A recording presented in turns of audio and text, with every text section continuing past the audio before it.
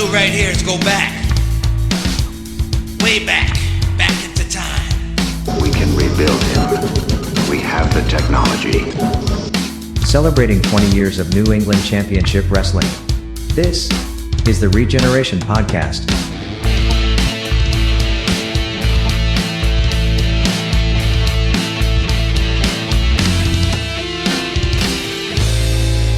And now, here are your hosts, Sheldon Goldberg, Joe Matarazzo, and Kevin Castro. Welcome, everyone, and it's time once again for the NECW ReGeneration Podcast, celebrating 20 years of New England Championship Wrestling. Joining me is Joe Matarazzo.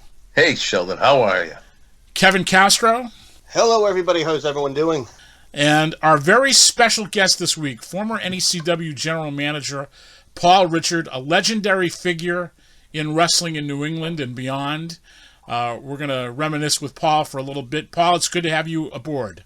It's great to be here. You know, happy you guys are doing this and glad to be a part of it. It's getting the gang back together. We had Brian Nadeau last week, and now it's your turn. Oh, really? Yeah. Excellent. How's Brian doing? He's doing good. You know, we're all staying occupied with our jobs and our lives while we're waiting out this COVID business. Right, exactly. And hopefully by the third quarter of next year, we'll be back to what we knew as normal before all of this hit. Absolutely. Yeah. Yeah. So you are happily retired, am I correct? I am very happily retired. You know, the big thing, and I say this to people all the time, they ask me, how do I feel after 38 years of doing it? You know, and if you really think about it, it was probably like 45 years of my life, because as I was young growing up, I was, you know, the champion of the street, and, you know, so that all counts towards all this too, I guess, you know. It's, you know, those dreams and hopes that you have, you know, except I was lucky that it was able to come true. Right. It's crazy to think of this stuff, and the more you talk about it, the older you feel, because it was so long ago. You know? Right. Time doesn't stand still for any of us. I can't believe that we're celebrating 20 years of New England Championship Wrestling. Oh my God, it's incredible. And that the time flew by. Yeah, I mean, I could have gotten less time for a bunch of felonies. You'd be out by now, yeah. Right. But anyway, oh God, let's God love you. Somebody needs to, but anyway, let's just kind of do a little thumbnail sketch of you and your life a little bit, and then we'll pick up the conversation from there. You got involved in wrestling first as a photographer, then as a referee. You became the youngest referee in pro wrestling at the time. Am I correct? Yes, absolutely. At least 16 years old. I was at Walter School at 15 and a half. Right. And I did my first show at 16 in 1980. And you joined WWF as a referee in what year? I would have no idea because of my forgetfulness, but lucky I'm at home so I can look at some of the stuff on the wall. Right. First show for WWF was October. Well, my first actual show working for them was October 3rd, 1987 at Boston Garden. But I worked for them 2 months earlier. They called it a tryout, but nobody was there to see me. It was just a house show. Right. So I worked that show, and they said they'll let you know. And they called me. It was on a Saturday. They called me like Monday and said I'll be getting a schedule. That was the WWF time, and before that was the Savoldis. Right, ICW. With their TV show. I was thinking about it, knowing that we were going to do this tonight. And about every step of my career, I was at the right place at the right time for all the different companies. I think it's just, I was lucky right from the beginning to be with Walter and to have him teach me, and I was so young. You know, he would come and pick me up to take me to the shows, and he'd go way out of his way to take me to the shows. So I was just very lucky, you know, between the Kowalski time, you know, I was with Kowalski and refereeing when Kowalski was at his biggest as far as promoting. Right. with the police shows and all that stuff. I mean, there were shows every month that were 2,000 people filled high schools every time. Right. Those were the It days. was unbelievable. Yeah, you know. And I wonder if anybody does that police shows. Maybe they don't do them anymore. But you know what happened with that. When the Attitude Era came around, the tenor of the shows started to change. You know, you turned on WWF TV and guys were giving the crotch chop and saying suck it and giving the finger and all that. Right. Two things happened at the same time. One is WWF stopped doing third-party bookings. So it was harder to get the WWF guys. And WCW was coming up at the time, so it got harder to get guys that weren't on some kind of a contract. And the schools, the places where a lot of these shows took place, because of the change in the tenor of the programming, they didn't want to do wrestling anymore. So instead of having wrestling shows as fundraisers, they did comedy nights or dances and other stuff. And all those telemarketers that booked the wrestling shows started booking other kinds of things. Right. But for years, that was independent wrestling, was those school shows. And, of course, before that, when it was the Worldwide Wrestling Federation, they did spot shows. You know, they had the big arena shows, and then they would have spot shows in different towns and the high schools and whatnot. They ran those out of the office. When I was there, they would have an A and a B show. Yeah. And sometimes a C show. It was amazing. Sometimes it'd be 3 WWF shows in one night in 3 different places. 84, 85, 86, they were still doing shows in high schools. Crazy. I remember one time we were in Boston at like 2 in the afternoon, and then we were in Athol, Mass that night. Athol High School in Athol, Mass. And those shows would always be packed. Oh, yep, definitely. Yeah, and the talent wasn't all that great because it was a B or a C show, you know, but it was the WWF and guys they saw on TV. It'd bring an intercontinental match, right? You know, maybe something like that, a tag team champion match. Back in the old days, I was looking at some old posters where, you know, if Andre was around, they'd have Andre with somebody, you know, as the main event. Mm-hmm. I was looking at a poster from the early 80s with Andre versus Slaughter as the main event. Wow. In a high school in Jersey. Did you ever go to the old Salem Armory? No. Did you ever go way back in the day? That was like the first time I went to a real wrestling show. And Kowalski was on it, and Andre was on it. But they were at the Salem Armory, and I was really young, but that was like my first show. Surprised you didn't go to the Sheldon. I would think that you would have. No, I'll tell you where I went a couple of times that was interesting and a lot of fun was Jack Witchy's Sports Arena in North Attleboro. Did you ever go there? No. Heard a lot about it, but I never went. It's like a wood-framed building. It was a roller skating rink. Wow. And they turned it into an arena, like about 1900. Yeah. Wow. It burnt down in like 86 or 87. It was run by the Witchy family. It was Jack Witchy was the father. He had passed away, and he had 2 sons.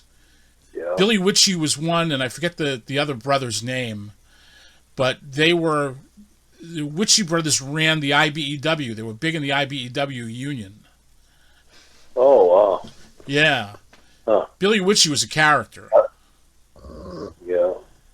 Speaking of buildings in IBEW, think about the Waltham building. Right. IBEW Hall in Waltham, right.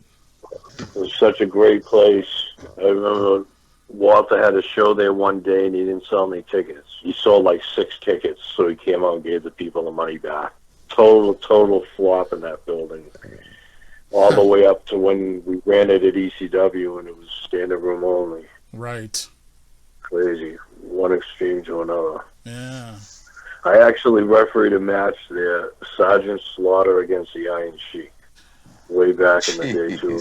That was talking about this stuff, and all of a sudden I'm remembering things. Right. That was a B show main event in a lot of venues. Mm-hmm. Yeah, for a long time too. Right. Let me ask Joe and Kevin, what was the first show you ever saw? First wrestling show you ever saw? Geez, Kev, do you know off the top of your head? Live or live? Television? Live. I want to say it was Plymouth Memorial Hall. Mm-hmm. It was the TWWF. Sergeant Slaughter was in the main event. I believe it had some version of the Samoans. It had... I was there. I refereed that night at that show. I was there. It is Slaughter. Oh, my God. There was a guy, Manny Miranda. Dave Schultz was there. Yeah. Mm-hmm. And this guy, Manny Miranda, was a promoter, and he worked also. But he'd run shows, but there'd always be a scam involved somehow. But oh my God, that was the first time I worked in that building. That's amazing. Wow. That's funny. Oh, God. I remember there were two live events that I went to. There was one I was probably 11 or 12 years old, and it was the Braintree Armory. My uncle took me, and there was a guy there, and it had to have been a Walter show. And there was a guy, I remember his name was Giant David, and he was just a big guy, nice guy. I had no idea who these guys were. I'd never seen wrestling before in my life, and I was chasing these guys around, trying to shake their hands, high-five them, get autographs and all that. And then the next one that I really remember was at Weymouth South High School, and it was another Walter show. And I remember Phil Apollo was on it. Mike Walsh was his champion at the time. And that's in the early 80s, so that was probably 84, 85 maybe tops. So those are the two live independent shows I ever went to. Other than that, there was the Garden, and it was Slaughter and the Sheik, and in a boot camp match.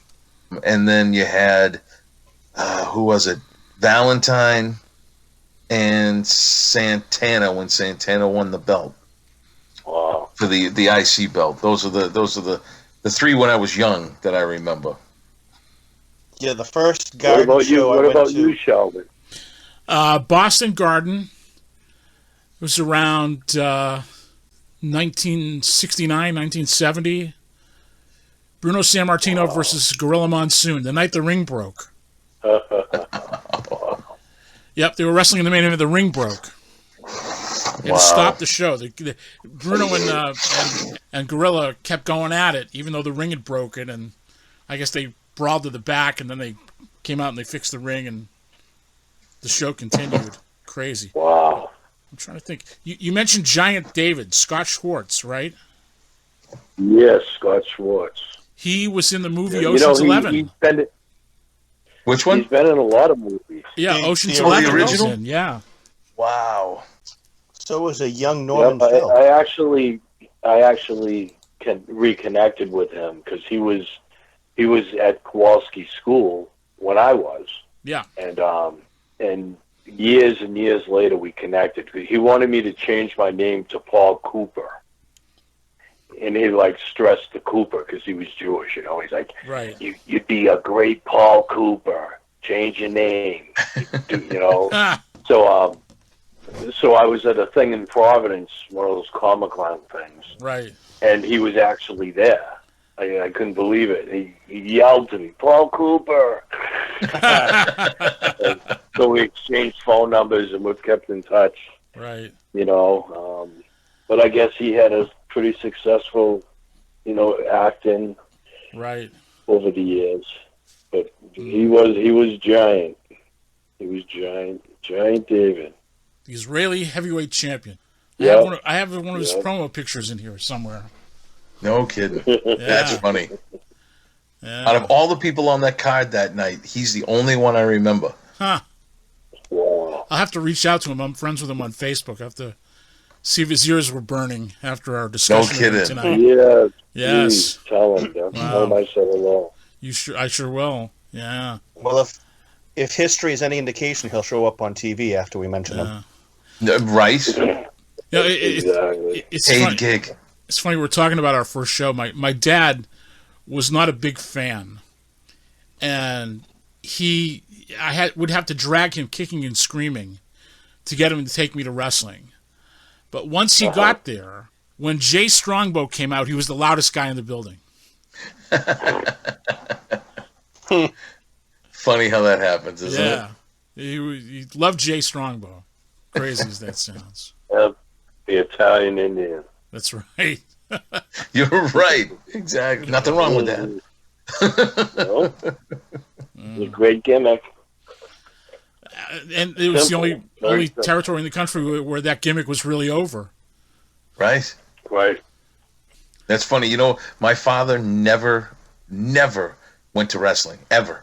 Wouldn't take me, wouldn't do anything. You know when his first wrestling match show was that he ever saw? Was when NECW announced we were going on Comcast. That's the first show he ever went to. Wow. Was that night. I got him to go to that show. And that was a pretty emotional day for me to have him there to hear that announcement after everything that he had seen me try to go through and do. So that was his very first show. It's a huge accomplishment that we did that. Oh yeah. You know, it's not our fault it went south, but but if you think back to the TV years, I mean, it was what it was, but it was fun. Mm-hmm. You know. Yeah. Yeah, I mean the trips to Providence to have the meetings, and it was real business. You're talking about real business and finances, and you know what you want to do, and then that whole friggin' setup with all the scaffolding stuff and everything. That was just nobody was doing that at that time. Right. You know, it was classy. You know, we were getting good houses. Mm-hmm. It was good, and it was fun. You say it was emotional the night we made the announcement, but I can probably count 3 or 4 different wrestlers who literally was hugging me and crying, thanking me because now their dream can come true, and they're going to be on TV. You know, it was nice. It was nice to be able. It was a great time, and even though it didn't work out the way we wanted to, I think that we all did a real good job. We're still a success with it. Yeah, absolutely. Yeah. You know, more successful than anybody else ever did. Mm-hmm. You know, and especially for the amount of years too. Right. You know, I think back to that night as we talk about it, and you're right. You know, there were people that were crying and just, you know, so emotional about it. Wrestlers who, you know, I mean, it just, you know, we realize how big it is. You know, even, I mean, I knew how big it was as it all got put together and we did it. Right. But I think it really hit me the day we were in the studio. Mm-hmm. And we walked into that studio and our colors was in the whole studio and the logo everywhere. Yeah, that was the most incredible thing. Right, the Comcast Sportsnet studio. Yeah, you know, and to have the little press conference thing, it was so real. Yeah, I would have never thought that it wouldn't have happened. You know, everything was perfect. We made it as big as we could. Mm. And that was all. That was your idea, the press conference, which was a genius idea. Yeah, that was great. For people that are kind of wondering what we're talking about, in 2009, when we had made the deal to go on Comcast Sportsnet, we decided to do a thing to announce it at Paul's suggestion, where we got together on the set where they do their sports news and whatnot in Needham. The Celtics games and and they had like a news set. We taped a little message with the executives announcing that we're coming to Comcast Sportsnet the following January. And what they did was they put our logo all over. You know, it's a bunch of screens, a bunch of LED screens, and they put our logo all over the set. So instead of saying Comcast Sportsnet, it said New England Championship Wrestling. And we shot this. Joe is holding up a picture of he and I sitting on that set with the logo behind us. And what happened was we showed this video that we had shot at our 9th anniversary. We showed it to the audience to announce that they had made this deal, and that in January that we would be on TV. And it was a huge thing. At the very beginning of the show, we had the entire company come out to the ring, and it was announced in front of the people. But before the show, we got everybody together around the ring, all the wrestlers, all the staff. We got everybody around the ring, and we showed the video to them on the screen so they could see what we were going to announce. And just the look on people's faces, and just the emotions that welled up in people. It was just incredible. It was amazing. Even it's emotional right now thinking about it. You know, it was a big deal. It was pivotal. It was something that no one else had done. Terrible how it worked out, but we did it, and there's plenty of evidence of all the stuff that we did, you know, to do that and to make it work, and to no fault of our own, you know. Right. Just what can you do for corporate Philadelphia? We really didn't find out the whole story until years later. But, you know, it didn't kill us. You know, you know, a couple of years later we were back on TV, and, you know, we were able to push forward. That was a good little TV deal, right. You know. Remember we had the Chinese food place? Yes. Hokkaido. Hokkaido, yeah. Hokkaido. And Manhattan Sandwich Company, right. Mm-hmm. Mm-hmm. So we had fun doing the promos and the commercials for it. It was good. Yeah. Lots of good memory. That run of TV was really the closest to what I ideally wanted NECW to be. And I really enjoyed putting that TV together. It was hard work, but I enjoyed doing it with Brian. Oh, yeah. You know, we were talking about that last week, how, you know, it's hard to do something like that when it's essentially two people posting it.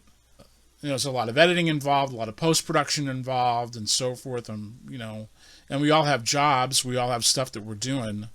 But just to have done, you know, 90 weeks of television, never late, always on time.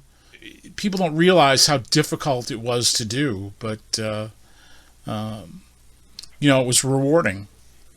And not just that, but you know, we were doing radio as well. We had a weekly radio show. I mean, that was a highlight.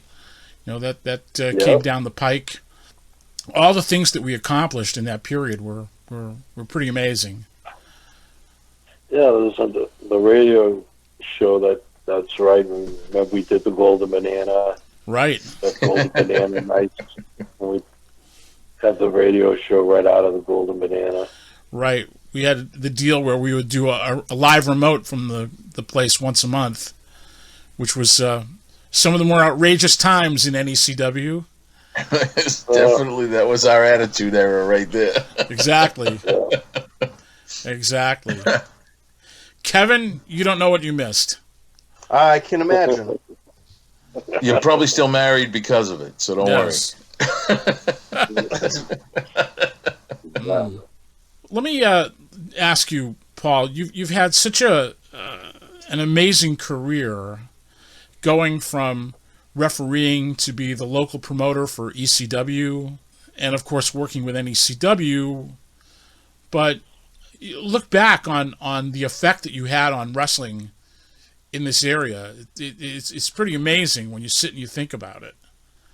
I mean, ECW at the time was really a game changer, and had they not had you lining up television in New England and lining up their house shows in New England, might have been a very different story from ECW. This was probably one of their best house show markets outside of Philadelphia. Yeah, it was. It was actually because it was on the Spanish channel that was on every TV in New England. Mm-hmm. That's what put us over the top, because, I mean, they had the New York market, but we had all of New England. Right. So it was the four or five states that, you know, everybody could watch the show. Mm. And again, I used Univision as a carrier, I wasn't looking to get Spanish people to come out to the shows, which, funny, I talked to somebody about this recently. We didn't even have many Spanish fans that would come to the shows, which was funny and proved my point. Wasn't what we were looking for. We were just looking for a carrier that could carry it everywhere. And we'd drive the people to the channel because we would have to. So that was the whole, once I did the deal, it was just driving Friday nights at 1 a.m., right. Or Saturday night at 12:30, whatever it was, just constantly promoting it. And again, I mean, the way things were back then, it was like an underground company. It wasn't something that people were really, if you were in Philadelphia or New York, you really weren't familiar with what it was. Right. So, but if you were like in the early days of the internet, it was like an underground thing. And it just drew right away. We talked with Paul Heyman about it and how we would do it. And I remember, do you guys remember the place in Salisbury, Champs Arena? Of course, yeah. Yeah, so that, that's where it all, I opened my big mouth like I always did and said, we got a place up there that holds like 400 people and blah, blah, blah. And Paul, he's like, yeah, go ahead, and we promoted it I got it on probably 20 cable channels, like local cable channels, like the Peabody channel, the Lynn channel. And I had Paulie make me all these tapes, and I could put them on. And on the poster for the show, it listed all the towns and what channel it was on. And we got like 350 people promoting it for like 10 days. That was it. We threw it together real quick. And that was how it all began. Then we started talking about getting on TV. And bing, bang, boom, the way it went, It was interesting because ECW at that time, for wrestling fans, it had such a buzz around it, just on the newsletters and the internet and so forth, that people were looking for it. It didn't matter what channel it was on. As long as it was on a channel somewhere, people would look for it. As the late Tony Rumble would say, ECW looked like something you weren't supposed to see. Yes. That was the charm. How right he was. That was the charm of it. It looked like something you weren't supposed to see. And the time you could tell kids would sneak out and sneak up and watch it when their parents were asleep in bed, and you just knew it was MTV on steroids. It was everything about it, the music, the glamour, the violence. It was totally not what you were supposed to be watching. And it was so gritty too. Yes. Oh, that's raw and gritty, and it was just such a phenomenal, different thing that nobody had ever seen before. Kevin, did you ever go to ECW Live? Oh yeah, all the time. It's funny because I remember stumbling across it. Like I had read about it in the magazines, and I remember seeing Raven, being like, "Wow, Johnny Polo changed an awful lot. Now he's covered in blood." And, I just thought it was a little weird. But I found it intriguing, and I remember coming home one night from a bar and putting the TV on and flipping through, and anytime I see a ring, I'm going to stop, and I happen to come across Telemundo, and lo and behold, I was an addict right after that. I used to go to Revere at the Wonderland, which is insane because, like, to be around so many people that are in the business now that were there without even knowing it. That's funny. Even I still have old pictures where I'm looking through and I'm like, hey, look, there's Chris Norman. Hey, look, it's insane. And what's even crazier too is just finding out now that Paul was at that show in Plymouth when, the first show that I went to, seeing ECW and falling in love with that product. And like, that's where I wanted to go. And unfortunately, I started too late because 2 years after I got in the business is when ECW closed down, WCW closed down. But that was, so twice now Paul has inadvertently gotten me to want to be in the business. There you go. And then you get to work with them. Exactly. Exactly. How awesome is that? You know what's even awesomer? I had the pleasure of working with you. Oh, thanks. How's that? I only went to one promos. ECW show. I was only at one, and it was the one in Fall River, and I think it was one of the last shows ever done. And that's when I met you. I got introduced to Paul by Wendy. You remember the girl Wendy who used to work for the airlines? I know you do. Yeah. I'm sure Paul did. Yeah. So she used to help out with the merchandise and stuff like that at some of the shows too. She knew everybody. She hooked everyone up with their travel stuff, and she was really cool. She had gotten me the tickets. I had met her at one of the shows before and hooked me up with tickets, and I showed up and introduced me to Paul. And I remember asking Paul at the time if any of the boys were taking bookings because I was working for Mayhem at the time. And, I made sure it was okay. Paul said, yeah, no problem. You can ask. And then at the end of the show, the boys all came out, and that's when I booked Cronus for a show we had. And Cronus was, all he knew is he got booked by a guy named Joe, and he was worried. So he wanted Paul and Mike to come with him just in case he didn't know if it was Joe Eugenio, if he was going to get screwed or not out of his money. And Paul came to the show we had in Weymouth, and that was the first night that I had met Paul when I was working for Kyle and Matt, and that's been ever since then. We've became fast friends ever since then. Incredible. See, it's funny because I used to go time just flies by so many years ago. Yeah. Right? But it feels like just yesterday. It's I know. so crazy. Right. Especially when we reminisce about it. And I'm going to bring up a Paul Richard and ECW story that I was involved in. And Paul, I've known Paul probably close to 30 years. Oh, easy. You and I, easily 30 years.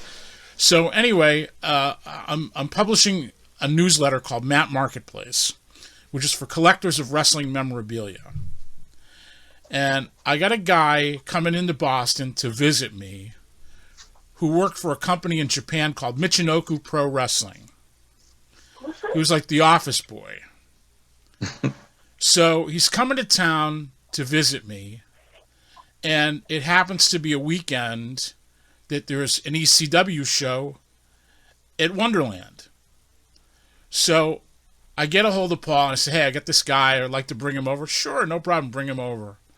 So this is the night of the mass transit incident. Oh, geez. So I bring this guy over, and I introduce him to you, Paul, and then we introduce him to Paul Heyman. So Paul Heyman says to this guy from Michinoku, oh, big fan of your company. Please tell Great Sasuke that we're going to have a pay-per-view next February, our very first pay-per-view. And if Michinoku is interested, we would welcome them to send a match, to invite them to come to the United States and have a match on the first ECW pay-per-view. Oh, this guy, thank you so much. I'll let him know, blah, blah, blah. So a couple of days later, my phone rings, and it's this guy from Japan. He says, oh, Sheldon-san, I'm going to see you again very soon. Really? Oh, yes. Great Sasuke has accepted Paul Heyman's invitation, and you're going to handle the business for us. That is how the Michinoku Pro six-man match on the Barely Legal pay-per-view happened. That's amazing. Wow. There is much more to that story. Buy the book. Yes. The next month, they came back here, a whole group, and we did a couple of dates. They came for a weekend. They did a show in Webster. They did a show in Revere at Wonderland, and they did a show for Tony Rumble in Chelsea, which we showed that as a link. We had that as a link not too long ago. Of course, we had to escort them around Boston. We shot all kinds of pictures. He brought his own camera crew from Japan, from the magazines, and they shot all kinds of stuff all throughout New England. We shot stuff on the Public Garden, up and down Boylston Street. It was funny. We were walking up and down Boylston Street, and a car full of Japanese kids stopped because they got to see Suzuki there with his mask on, and they knew who he was. So they stopped in the middle of the street, and they're pointing, "Oh, there's Suzuki! Oh!" They recognized him. So crazy stuff. That's nuts. Yeah. Then, of course, Paul Heyman did not forward them the deposit for the barely legal pay-per-view. So I'm waiting for them to come in Philadelphia, because Suzuki was wrestling in the Tokyo Dome the night before. So he had to fly from Tokyo into Philadelphia to make the show, and I was supposed to have the money for him, and I had to chase Paul Heyman around the night before, all throughout Philadelphia, trying to track him down for a check for, I forget how much it was for, but anyway, par for the course with Paul Heyman. But we did get it done, and they did get their money, but that was my contribution to ECW history. Yeah. That is a good contribution, because that wouldn't have happened, right? Well, it was talked about. It was just an extra thing that kind of, helped ECW get even more buzz behind that pay-per-view at the time. Right. Then the next day, Suzuki wanted to meet with the people at WWF. So I had made arrangements for them for there to be a meeting. So we drove from Philly up to Stamford to meet with Jim Ross and Bruce Pritchard, and that's how Kaientai and Suzuki got into WWF for a brief period. Suzuki was a brief period of time, and they signed Kaientai away from him. But that was all because of a random thing that I was involved with and that Paul helped facilitate. Yeah. It was another awesome thing that we did. Right. Another memorable moment in wrestling history.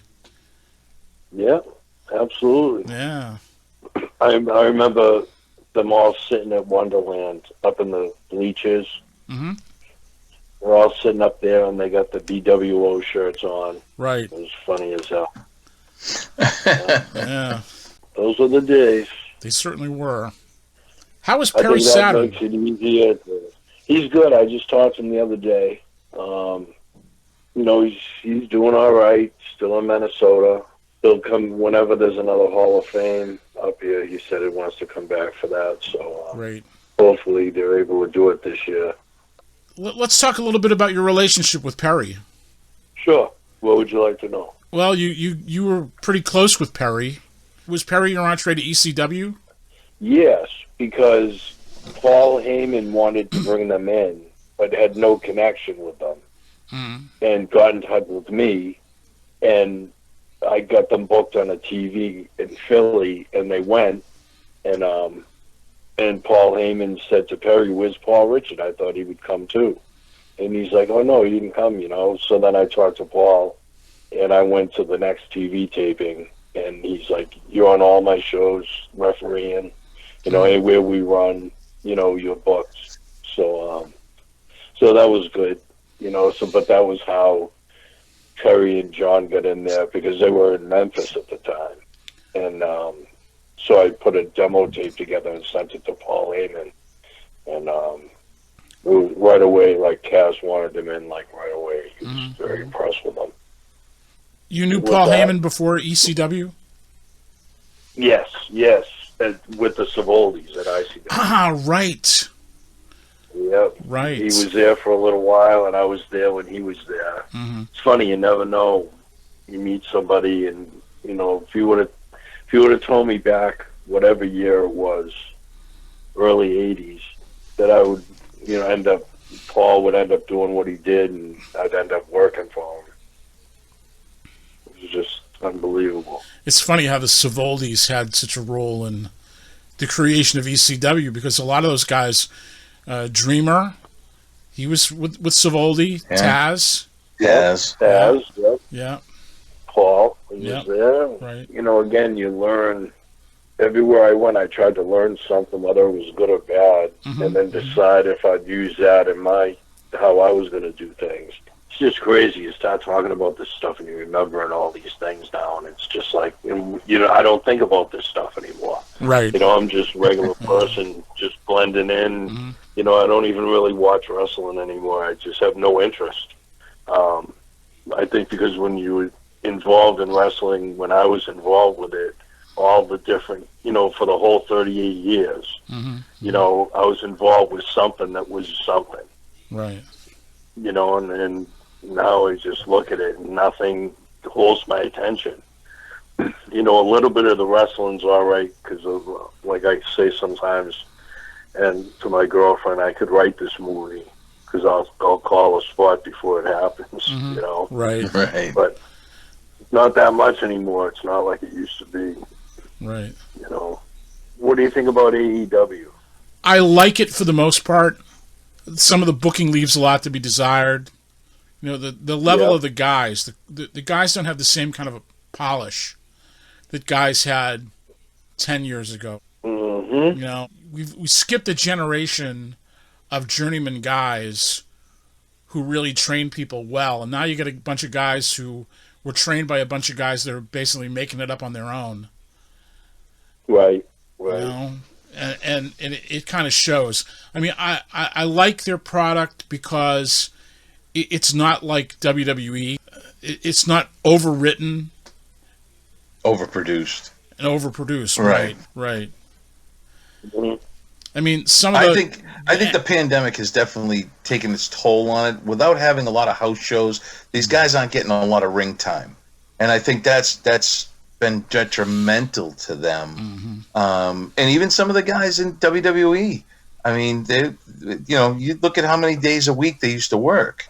It's definitely taken its toll on these guys having that time in that ring in front of the live crowds, because now the crowds aren't there like they used to be, and that's a whole different ball game. And they're gonna have a little more growing pains, I think, once they open up with AEW. But there's, like you said, there's a lot of lack of psychology, and Kevin and I have gone in depth about this too. Along with you, Sheldon, talking about the lack of psychology in their matches and things, and it's very simple little things. They're catering to their fan base, but that's only going to take them so far. Longevity is what's got to do it, and they could still cater to their fan base by making a lot of things make sense. But it's a great product because it's different. It feels different. It's fun. It's you enjoy it. You know what I mean? It's a different energy watching that, and that's my opinion on my side anyway. Kevin, you want to weigh in? I think it's one of the best products that they have on TV right now. I do think that they have some growing pains. They have to think more so of working television and away from just like the niche crowd, or niche audience, I should say. But, they're, like I continually say, they're making stars. They're in the process of taking people and making them household names, while WWE just seems to do the same matches over and over and over again for weeks on end. And even WWE's gotten away from the psychology because, again, you have Roman Reigns and Kevin Owens who have wrestled they will be wrestling 3 times, all gimmick matches with no build-up. Yeah. Yeah. And what used to be the blow-off now is that first match, and I disapprove. No. It's hard to watch. Yes. I just find it hard to watch. Difficult. Yeah. Look at one point during the Attitude Era, and I hate to go back there, but that's the easiest thing to go to. Sure. They ran with the same 4 guys for months in main event matches and pay-per-views, and it was selling because the stories were compelling and you believed them and you were emotionally invested. Like last night, AEW, and of course we're doing this, on the Thursday here, we're taping this. Mm-hmm. So, they had the multiple tag matches throughout the night, but every one of them had a story. Every one of them had something that you could follow, and you could pick apart and really nitpick the matches if you wanted to for some of the things that happened in them, but any other show on WWE, if they had multiple tag matches, it wouldn't hold my interest. This was able to hold my interest and keep me from flipping the channels, even over to NXT. I didn't even want to. And NXT is a more polished version of pro wrestling.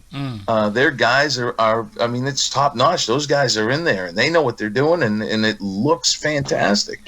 AEW's got that it factor right now, and what they're doing with Impact, right now they don't have to go ahead and have a second show. They have a second show. And Impact has that worldwide audience that they haven't had yet. And so the two of them getting the rub with each other and handcuffing with each other is only going to be good for the business, and it only makes for a better product all around, and it makes a compelling show that you want to watch. Right. Well, So one of the it's things to think of, let's take it a step back to when Paul was working with the WWF, and they would have the A, B, and C show. As he was saying, they would have the heavyweight champion or the world champion on one show, the Intercontinental or the tag team. Sometimes they would just use a feud. You didn't need the title. Yes. They had the ongoing feuds that would go town to town that would draw the people in and make them want to see these two Slaughter guys and fight. Sheik. Right. Yeah. Perfect. Jake the Snake and Rick Rude. Yes. Yep. Exactly. The Hart Foundation, the British Bulldogs. Yep. There's all these different things. Morocco and Snuka, Morocco Exactly. and Santana. Those are, Valentine Santana. That stuff there that's exactly it. Everybody had a place. You had a purpose. You had a story. What was the last feud that you can think of within the past 4 years that actually drew you in? Long-term booking. And the only one that I can think of. The only one I can think of is Sasha Banks and Bayley. I was going to say Sasha and Charlotte, but yeah. Now, isn't that something? Everything else is hot shot, or it's just nothing that you care about. Yeah, I mean, they can't hook their interest, and it's just ridiculous. Right. But they're not giving you enough hook time to you. be emotionally invested and emotionally. You need that emotional. That emotional part. Look, the Von Erichs could fight the Freebirds 7 nights a week, twice on Sunday if you wanted them to, and they'd sell out every time because you wanted to see them fight, and that's what it came down to. And it didn't matter what combination either; it sold. Right. But that's because you loved those boys. They made you love them. Well, we don't have that. Tell you what, let's go to our bonus match for this week. The Masshole Mike McCarthy taking on David Finlay, who you all know now from New Japan Pro Wrestling. That match took place on January 10th of 2015. We're going to take a look at that right now, and we're going to talk about it on the other side.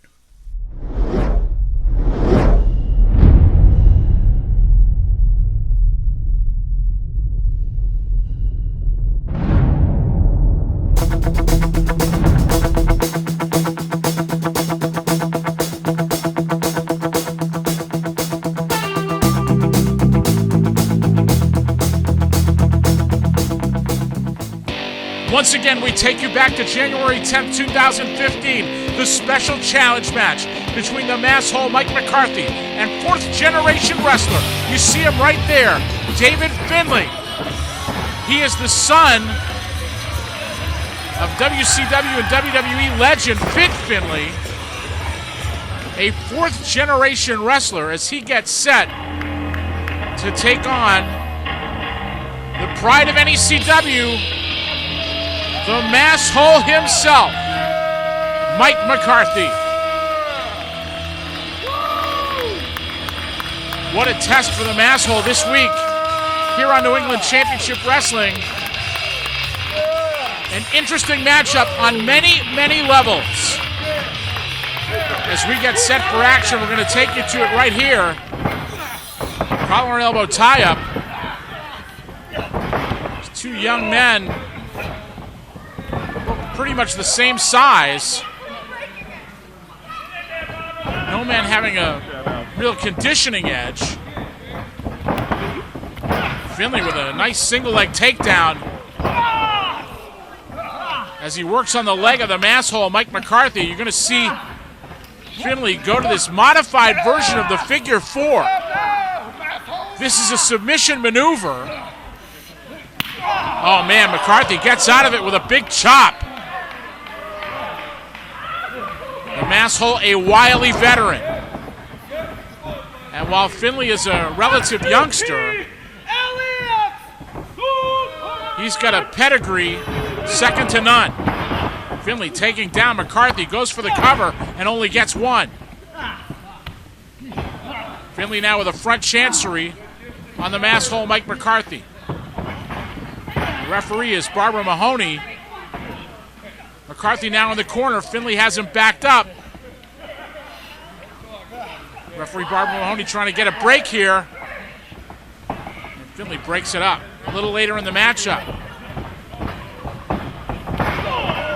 McCarthy with a quick knee to the midsection and another.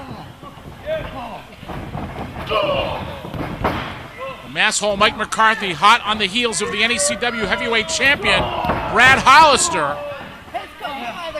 as he chops Finlay back into the corner. Here we go. Oh my goodness. Big chop by McCarthy. A little bit later, nice trip out by Dave Finlay. Finlay once again tying up the legs, going for that submission. Finlay got it clamped on right here.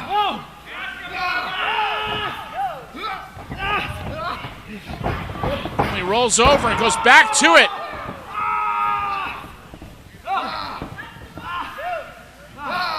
Pain etched on the face of the Masshole Mike McCarthy.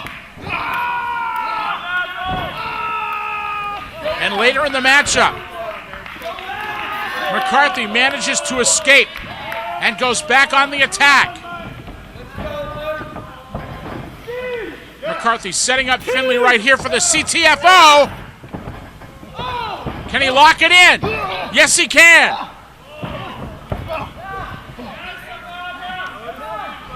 Finlay trying to hang on here.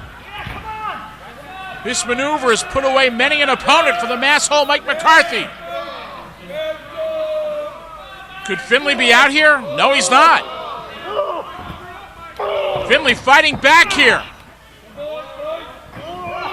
The strength of Dave Finlay saving him in this situation as he drives McCarthy back into the corner. McCarthy on the shoulders of Dave Finlay.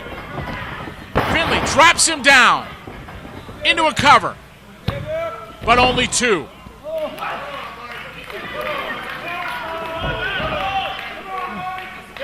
Dancer in New England Championship Wrestling getting treated to a very unusual matchup. Not seeing the same guys in the same matches for the last 8 years. Here comes Finlay, and McCarthy hits him with an elbow. Kick right to the jaw of Dave Finlay. McCarthy now going upstairs. McCarthy drops down on Finlay, drills him into the canvas. Here's a cover. This could do it, but only two.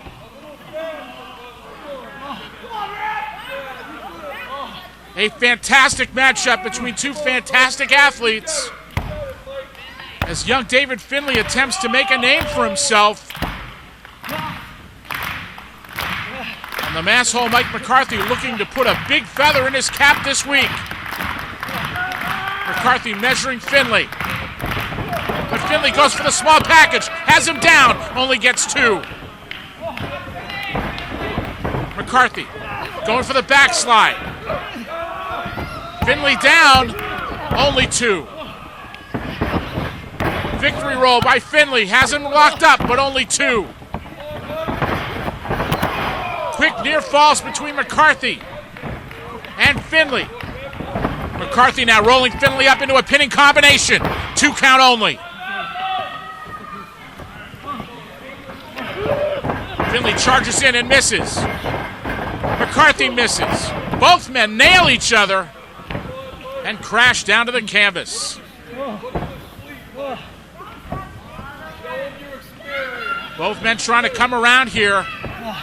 A tremendous back and forth matchup here in New England Championship Wrestling. McCarthy up to his feet. Finlay on the outside, shoulder block to the midsection. Finlay goes for the sunset flip, but McCarthy ties him up, holds him down, and gets the 3. A stunning victory for the Masshole Mike McCarthy, and let's get the official word from Chris Norman.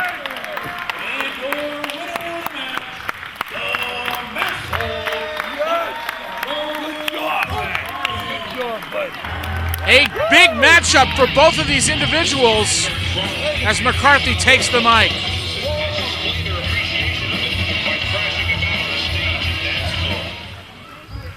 He's a dum-dum. Whenever we come here, once a month, and you people support me, no matter what I do, and for that I thank you. But let's give David Finlay a round of applause. A well-deserved ovation for a fine young man. I come from a long line of great professional wrestlers, but tonight, I didn't need to rely on them. You're a man, and for that, I seriously appreciate it. What a terrific show of sportsmanship by the Masshole Mike McCarthy.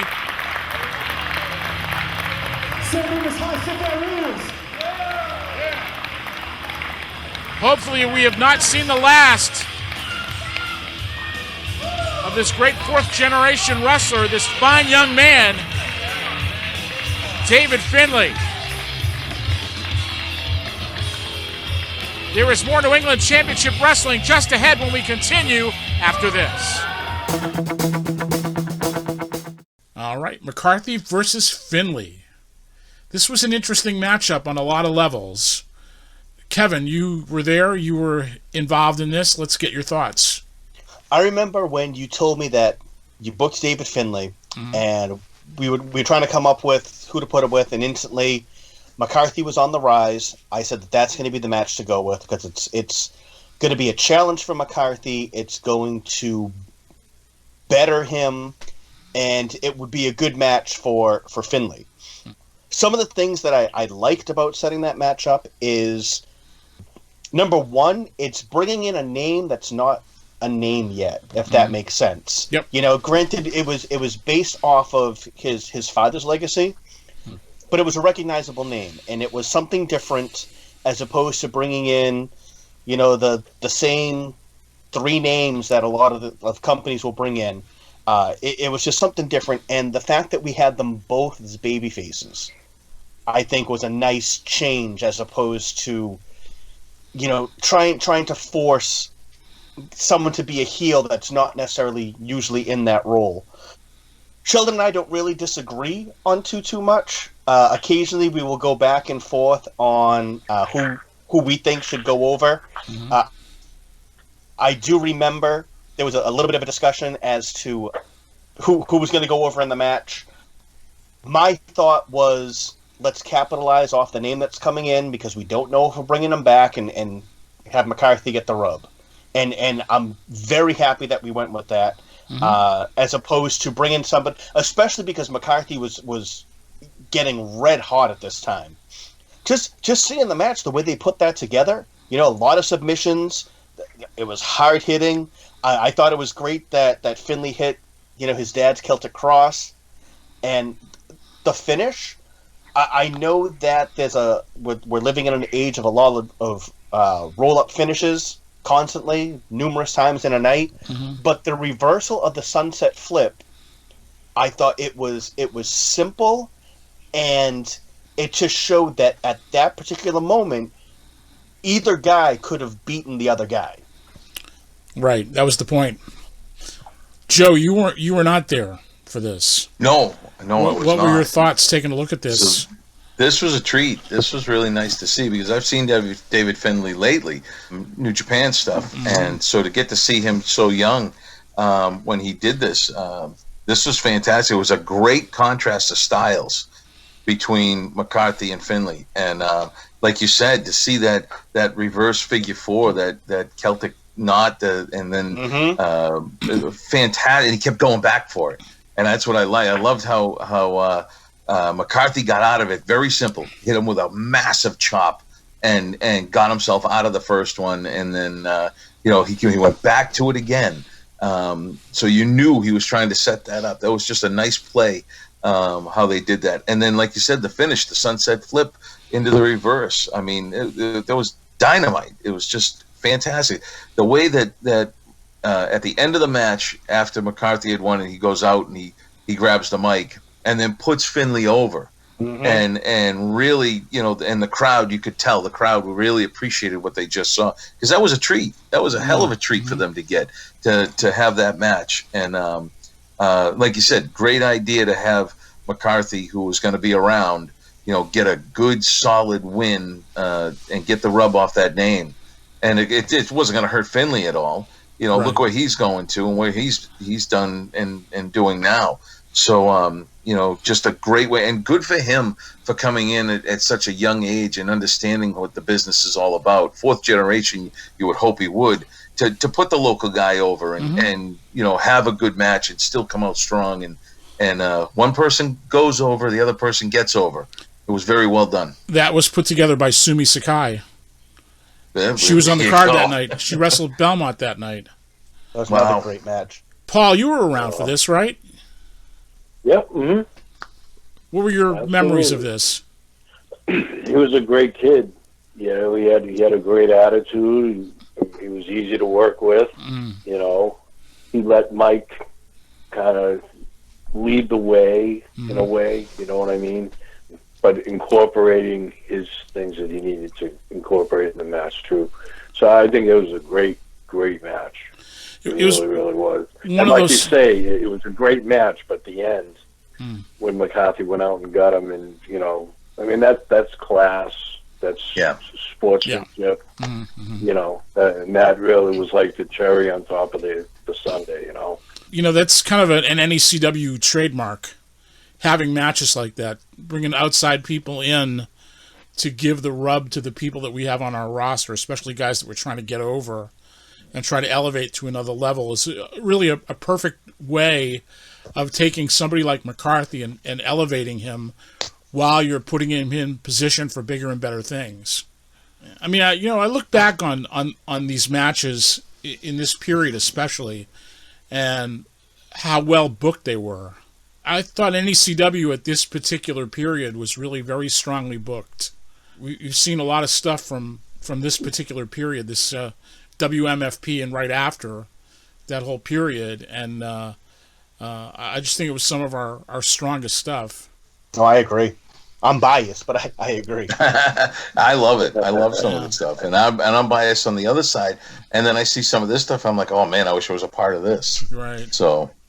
Now, Sheldon, when McCarthy first came out to the ring, there was a couple that was right up front that stood up when they would clap, and the man was wearing like a McCarthy's colors in the scarf, and it's killing me that I cannot remember his name. But give me a second, because it's the guy that draws the picture. Yes, that's what I was just going to bring up. Yes, he drew a picture of me. I have it hanging in my house. And I have one too. Really? He drew, Joe, if you saw these, Rick something. Yeah, such a nice guy, and he drew a picture of McCarthy, Sheldon, and Paul, separate pictures of them, and it was as if somebody took a picture. They weren't caricatures. No. These were amazing. In pencil, too. Yes. Wow. And it was, when I saw him, I popped too, because I was like, "Oh, that guy! He was just such a good guy." Yeah, huge fans of McCarthy. Well, that's awesome that you have that picture hanging up on your wall too. Yeah, I have it hanging up on my wall. That's awesome. Yeah. I hope I have the picture hanging on the wall, and then put in the corner of the picture is a picture that somebody took of him giving me the picture. Oh wow, yes. That's awesome. I've got one of those myself. myself. Isn't that cool? So I have that in the corner of the picture. It's like, that's the guy that drew this. Oh my god. I have this on my phone. Joe, I'm going to text this to you. Yes, please. As soon as I find it. Yeah, I'll send you mine, Joe. Yeah, absolutely. You're going to be amazed when you see this. The detail that this guy put into these pictures, it just blows you away. Because he was saying, wasn't he? I thought he was in like an accident or something, and he couldn't walk. And something happened. Yeah, and seeing something McCarthy. Happened. I don't remember. He saw McCarthy on TV and connected with him, and that's what motivated him to start moving around again. Wow. He had come to NECW when we were running in Framingham many years ago, And he kind of lost touch with us, and then he found us up in Beverly and just went to all the shows after that. Fell in love with McCarthy, connected with him, and it's amazing the power of this business. Yeah. Yeah, Very nice people. They're so great. Can I find the one that I want to send? No, of course not. I know. I've lost so many pictures of all of us. Paul, there's one that I know that you used to have hanging up of me and you, and it was right after we had signed the deal over at Comcast in the studio. Yep. Yeah, exactly. And I don't have that picture. I'm like, Really? there's so many pictures I don't have anymore. I lost them all in the fire. Yeah, that was the fire that was my marriage that burned up. Yes, that's what it was. So I lost a lot of things in that. I'm still looking for the picture of the picture. Get out! That's a sketch drawing. That's a sketch, yeah. Yes. Sheldon, that's amazing. Oh my God. It's in my living room, and it's funny. You ever get that creepy feeling that a picture's looking back at you? That's what happens when I look at that picture. I freak everybody out that comes out and sees the picture. Yeah. That's amazing. Yeah. Wow. Yeah, I go, don't look in the eyes, because if you look in the eyes, yeah, you'll see. Oh my God. It's true. Crazy. It's fucking crazy. It's great watching some of the shows because you see a lot of the same faces in the crowd. yes. You know, and it's whether it was, you know, Beverly or Everett or the Americal, all of those you would see. And then even like looking back at some of the stuff before I was there, you see some of those same people. Mm-hmm. You know, Jerry Lane. Yeah. You know, there was a couple of other faces that I recognized, but I couldn't think of what the names were. That's funny. Yeah. Because I remember at Beverly, too, there was this couple that would go to all the shows that I guess were, I think they had a thing for Lizzie, Big Lizzie Havoc. Huh. And they actually showed up at Hokkaido, I don't know, it was the first night that we went there or the second night. And then when they saw that there was no action going on, I think that was the last we saw of them. Oh, well. No, but we've been very blessed over the years to have some very loyal fans. So I always believed in being nice to the fans. Absolutely. You know, that's your bread and butter. You know, you got to show people that you appreciate them. You know, I always try to go out of my way to make the fans feel like they were appreciated. They were part of the show in some cases. Absolutely. Paul, it's been great to catch up with you. We'll have to do this again before too long. Yes, anytime. It's always great to catch up. Yeah. Well, hopefully you've enjoyed our little trip down memory lane here as we relive some of our accomplishments along with Paul. And you were a very important part of a lot of those accomplishments. So once again, I appreciate that. Like we no did. I in team. Right, right. But like we did with Brian, we just want you to know how much we love you and how much we appreciate you, and how grateful we are that you were around for all of this. Yeah, thank you, Paul. So thank you for the opportunity, because it was a lot of fun. It was my pleasure. Hey, Joe, did you get the picture? I just got it now. It's unbelievable. I can't get over these. This guy's amazing. Yeah. Wow. Yeah. He is. Absolutely amazing. Cool. Well, guys, great talking to you. Keep in touch. Likewise. Yeah. Thank you, Paul. Thank you for everything, Paul. All right. Over all the years. No problem. Anytime, brothers. Anytime at all. Thank you. All right. Well, that's going to do it for us for this week. For Joe Matarazzo and Kevin Castro, Sheldon Goldberg, once again, thank you for listening, everyone, and we'll see you next week. The ReGeneration Podcast is a production of New England Championship Wrestling. To send us questions, comments, or feedback, email us at regenerationnecw@gmail.com.